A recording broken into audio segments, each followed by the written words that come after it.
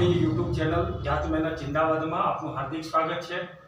મિત્રો, ગયા વિડીયોમાં આપણે એક્ટિવ પેસિવની ચર્ચા કરી હતી અને એ એક્ટિવ પેસિવમાં 5 મુદ્દાઓ એ તમને મેં આપ્યા છે। આજે એક્ટિવ પેસિવ પાર્ટ 2 એ વિડીયો તમે જોઈ શકશો અને એનો આગળનો વિડીયો એ તમને મિત્રો નીચેથી મળી જશે। હવે એક્ટિવ પેસિવના 5 મુદ્દાઓ। પહેલો મુદ્દો છે કર્તા અને કર્મના સ્થાનની અદલાબદલી કરો, એટલે કે કર્તાને સ્થાને કર્મ અને કર્મને સ્થાને કર્તા વાપરો। કાળ અને કર્મને આધારે ટુ બી મૂકવું પડશે। કાળ અને કર્મ, કાળ એટલે કોઈ પણ કાળ આપેલો હોય અને કર્મ એકવચન અથવા બહુવચન હોય એના આધારે ટુ બી। ક્રિયાપદનું કૃદંત વાપરો ત્રીજા નંબરે। તો ત્રીજા નંબરનો મુદ્દો છે કોઈ પણ ક્રિયાપદ આપ્યું હોય એના ભૂત કૃદંતનું ક્રિયાપદ ધ્યાનમાં લેવાનું છે। ચોથા નંબરે બાય ઉમેરો। બાય શબ્દ જેનો અર્થ ગુજરાતી થાય છે વડે અથવા દ્વારા અથવા થી, તો એ બાય શબ્દ ઉમેરીશું। અને છેલ્લે તમારે કર્મણી વિભક્તિનું સર્વનામ લેવાનું છે, એટલે કે આય હોય તો મી લેવાનું છે। તો આ 5 મુદ્દાઓ એ આપણે તૈયાર કરીશું અને ત્યાર પછી જુદા જુદા ઉદાહરણો અને પેરેગ્રાફની મદદથી આપણે એક્ટિવ પેસિવની સમજૂતી મેળવીશું। 3 સાદા વાક્યો છે અને સાદા કાળના વાક્યો છે। પહેલું વાક્ય છે રમેશ ઇટ્સ એ મેંગો। સાદા વર્તમાન કાળમાં છે ઇટ્સ, ત્રીજા પુરુષને એસ અથવા યસ લાગ્યું છે। બીજા નંબરે છે he bought A new car. તો બોટ શબ્દ એ બાયનું ભૂતકાળ છે। અને ત્રીજા નંબરે છે Rajaram will visit Mount Abu. તો વિલ વિઝિટ એ ભવિષ્યકાળ છે, સાદો ભવિષ્યકાળ। હવે મિત્રો અહીંયા આપણે એ મુદ્દાઓની ચર્ચા કરીને પીવી માં રૂપાંતર કરીશું, એટલે કે તમારે પેસિવ વોઇસમાં રૂપાંતર કરવાનું છે એક્ટિવ વોઇસમાંથી। તો અહીંયા પીવી માં આપણે ફેરવીશું। પહેલા નંબરે પહેલો મુદ્દો છે આપણે કર્તા અને કર્મના સ્થાન બદલો। તો અહીંયા કર્મ તરીકે આપણને આપ્યું છે એ મેંગો। એ મેંગોને આપણે આગળ લાવી દઈશું, કર્તાને સ્થાને લાવી દઈશું। તો એ મેંગો। બીજા નંબરે મેંગો એકવચન છે, એટલે કે કર્મ એકવચન છે અને સાદો વર્તમાન કાળ છે। તો સાદા વર્તમાન કાળમાં ટુ બી ના રૂપ તરીકે ઇજ, એમ અને આર આવે। અહીંયા મેંગો ત્રીજો પુરુષ એકવચન છે, ઇટને બદલે વપરાયું હોય, નામ જ લખેલું છે માટે આપણે ઇજ લખીશું। તો એ મેંગો ઇઝ। ઇટ એક ક્રિયાપદનું એસ વાળું રૂપ છે જેને આપણે ભૂતકૃદંતમાં ફેરવવાનું છે। તો ત્યાં આપણે લખીશું eaten. A mango is eaten, ઇટનું ભૂતકૃદંત ઇટન, ખવાયું, ખાધું વગેરે વગેરે। તો એને આપણે કહીશું ભૂતકૃદંત પાસ્ટ પાર્ટિસિપેટ ઇટ્સ, એટલે કે એ મેંગો ઇઝ ઇટન। એક વધારાનો શબ્દ આપણે ઉમેરવાનો છે જેને આપણે કહીએ છીએ બાય, અને ત્યારબાદ કર્તા તરીકે છે તો એ રમેશ। અહીંયા રમેશ ઇટ્સ એ મેંગો, રમેશે કેરી ખાધી, અને a mango is eaten by Ramesh. તો રમેશ દ્વારા કેરી ખવાઈ। અહીંયા કર્તાને મહત્વ આપ્યું છે, અહીંયા કર્મ એટલે કે એ મેંગોને મહત્વ આપ્યું છે। તો મિત્રો આ પ્રકારે આપણે સાદા વર્તમાન કાળમાં એક વચન હોય તો ઇજ વાપરીએ છીએ, અને જો મેંગો જ બહુવચન હોત તો આપણે અહીંયા આર મૂક્યું હોત। તો કાળ અને કર્મને આધારે ઇજ, એમ અને આર શબ્દ લેવાનું છે। હવે બીજા નંબરે છે ભૂતકાળનું વાક્ય। અહીંયા આપણે જોઈએ છે કે બોટ એ બાયનું ભૂતકાળ છે અને એ ન્યૂ કાર એ કર્મ છે। હી એ કર્તા તરીકે સર્વનામનું એક રૂપ આપેલું છે, હીની જગ્યાએ કોઈ પણ નામ હોઈ શકે। અહીંયા આપણે જોઈએ છે કે એ ન્યૂ કાર કર્મને પહેલા મૂકીશું, એ ન્યૂ કાર। હવે અહીંયા ભૂતકાળ છે માટે ભૂતકાળનું ટુ બી નું રૂપ આપણે લેવાનું છે was. A new car was, બાયનું ભૂતકૃદંત અને ભૂતકાળ બંને સરખા થાય છે અને બંને વપરાય છે બોટ તરીકે। તો અહીંયા આપણે લઈશું boat. A new car was boat, વધારાનો શબ્દ આપણે જે ઉમેરીએ છીએ તે બાય, અને છેલ્લે હી એનું કર્મણી રૂપ લેવાનું છે him. A new car was bought by him, એટલે તેણે નવી ગાડી ખરીદી। તે તેણે નવી ગાડી ખરીદી એ એક્ટિવ વોઇસ છે પેસિવ વોઇસમાં તેના દ્વારા નવી ગાડી ખરીદાઈ અથવા તો નવી ગાડી તેના દ્વારા ખરીદાઈ અહીંયા આપણે કર્મને મહત્વ આપ્યું છે અહીંયા કર્તાને મહત્વ આપ્યું છે મિત્રો ફરીથી એક્ટિવ વોઇસમાં Rajaram will visit Mount Abu Rajaram Mount આબુની મુલાકાત લેશે અહીંયા વિલ વિઝિટ જે છે એના ઉપરથી કાળ ઓળખીશું તો એ કાળ છે એ ભવિષ્યકાળ છે સાદો ભવિષ્યકાળ માઉન્ટ આબુ કર્મ છે તો અહીંયા માઉન્ટ આબુ શબ્દને આપણે પહેલા મૂકીશું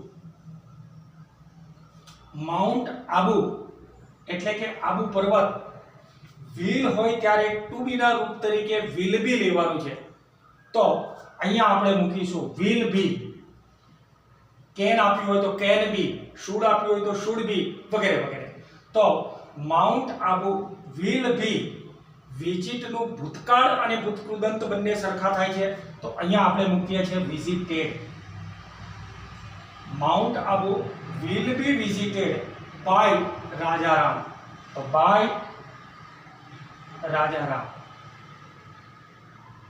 રાજારામ દ્વારા માઉન્ટ આબુની મુલાકાત લેવાશે તો મિત્રો આ પ્રકારે આપણે 3 સાદા કાળના વાક્યો લેવાના છે આ છે એ સાદો વર્તમાન કાળ આ છે એ સાદો ભૂતકાળ અને આ જે છે એ સાદો ભવિષ્યકાળ પહેલું વાક્ય સાદા વર્તમાન કાળનું છે બીજું સાદા ભૂતકાળનું છે અને ત્રીજું સાદા ભવિષ્યકાળનું છે તો એ જ પ્રમાણે આપણે બીજા 3 વાક્યો આ લઈશું અને બીજા 3 વાક્યો એ ચાલુ વર્તમાન કાળમાં Akshay is watching TV now Akshay is watching TV now Akshay અત્યારે ટીવી જોઈ રહ્યો છે તો અહીંયા ટીવી શબ્દ કર્મ છે નાવ શબ્દ એ વધારાનો શબ્દ છે અને પાછળ લખવાનો છે ફક્ત ટીવી શબ્દ કર્મને આપણે આગળ મૂકીશું ટીવી હવે કર્મ આગળ મૂક્યા પછી ટુ બી ના રૂપ તરીકે ચાલુ વર્તમાન કાળમાં મુદ્દામાં જોઈ લેવો તમે તો ઇઝ પ્લસ બીઇંગ એટલે કે ટીવી એકવચન છે માટે ઇઝ બીઇંગ વાપરીશું ટીવી ઇઝ બીઇંગ વોચ શબ્દ આપ્યો છે એને વોચડ WATCHED વોચડ બાય કર્તા તરીકે આપણને આપેલું છે અક્ષય મિત્રો TV is being watched by Akshay વધારાનો શબ્દ આપણને જે પણ આપ્યા હોય એ અંતમાં એના એ જ લખવાના છે તો અત્યારે અક્ષય દ્વારા ટીવી જોવાઈ રહ્યું છે ચાલુ ક્રિયા છે તો TV is being watched by Akshay બીજા નંબરે છે અહીંયા the farmers were ploughing farms ચાલુ ભૂતકાળ તો ફાર્મ્સ બહુવચન છે એને આપણે કર્તાને સ્થાને મૂકીશું ફાર્મ્સ હવે ટુ બી ના રૂપ તરીકે બહુવચન છે અહીંયા પણ બહુવચન છે તો ત્યાં આપણે વેર અને પ્લસ બીઇંગ ટુ બી ના રૂપ તરીકે ફાર્મ્સ વેર બીઇંગ પ્લોઈંગ શબ્દ આપેલો છે એનું ભૂતકૃદંત વાપરવાનું છે તો એ આપણા માટે પ્લોઉડ ઈડી પ્રત્યય લગાડીશું પ્લોને ઈડી પ્રત્યય લાગે આઈએનજી પ્રત્યય લાગે છે તો એ પ્રેઝન્ટ પાર્ટિસિપેટ છે એટલે કે વર્તમાન કૃદંત છે અને ઈડી લાગે છે તો પાસ્ટ પાર્ટિસિપેટ એટલે ભૂતકૃદંત બને છે અને એ આપણા માટે farmers were being ploughed by the farmers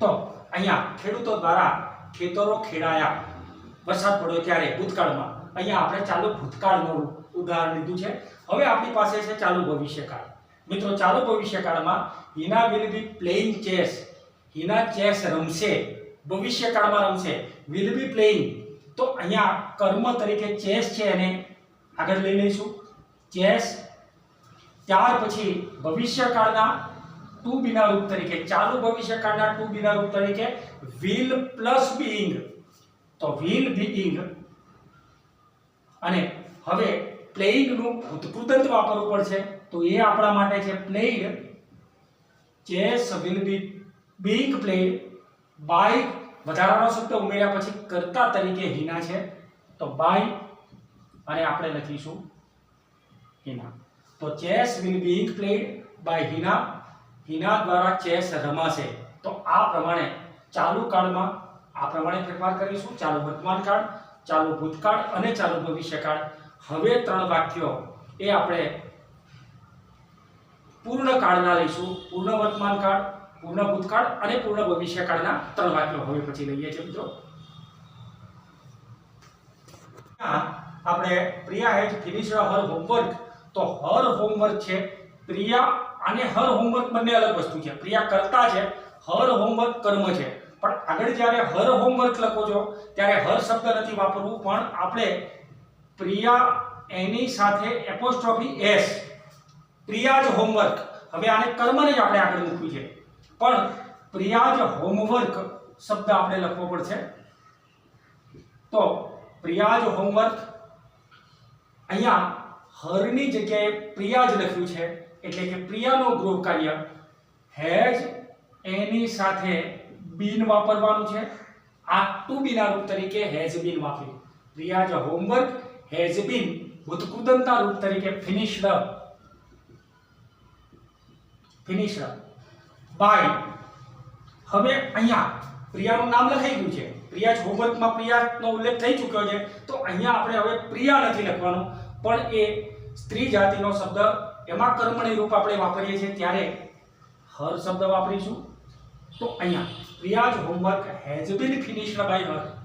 Priya has finished her homework અને પ્રિયા જ homework has been finished by her. Arjun had throw the arrow. અર્જુને બાણ છોડ્યું અથવા તો અર્જુનનું બાણ છૂટી ગયું, ક્રિયા પૂરી થઈ ગઈ ભૂતકાળમાં. તો અહીં અર્જુન હેડ થ્રાઉન ધ એરો. તો ધ એરો એ આપણે કર્મના કર્તાને સ્થાને મૂકીશું.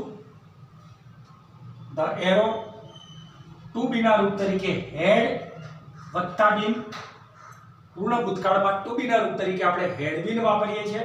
ધ એરો હેડ બીન, અહીંયા તો ભૂતકૃદંત જ છે એટલે કે થ્રાઉન, એનું એ જ લખીશું. અને બાય અર્જુન.